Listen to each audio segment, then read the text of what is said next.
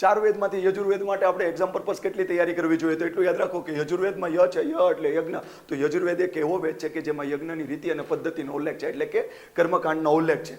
યજ્ઞ કરો તો તમને ધનય મળે, તો એટલું યાદ રાખજો કે યજુર્વેદ છે એનો ઉપવેદ છે એ ધનુર્વેદ છે. હવે તમે યજ્ઞ જ્યારે કરતા હોય ત્યારે એ જે પંડિત હોય એ તમને સલાહ સૂચન આપશે કે આવી રીતના આહુતિ આપજો, આવી રીતના હાથ જોડજો, એટલે એને આપણે ગદ્ય કહેવાય, એટલે કે પાઠ્ય પુસ્તકમાં પાઠ્યની જેવું. અને એ જ જે યજ્ઞ છે એમાં પંડિત તમને આવી પણ કહેશે ઓમ ભૂર્ભુવસ્વ, આવા મંત્ર બોલશે, એટલે કે પદ્ય. તો તમને એવું પૂછશે કે ચાર વેદમાંથી કયો વેદ એવો છે કે એમાં ગદ્ય અને પદ્ય બંને આપેલું છે? તો તમારો જવાબ આવશે યજુર્વેદ.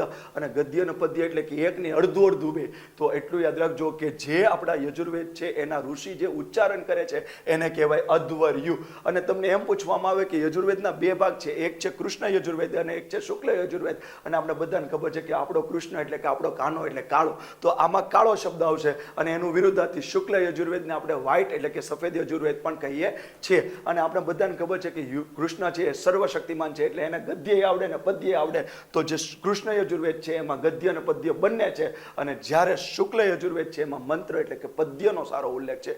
GK short.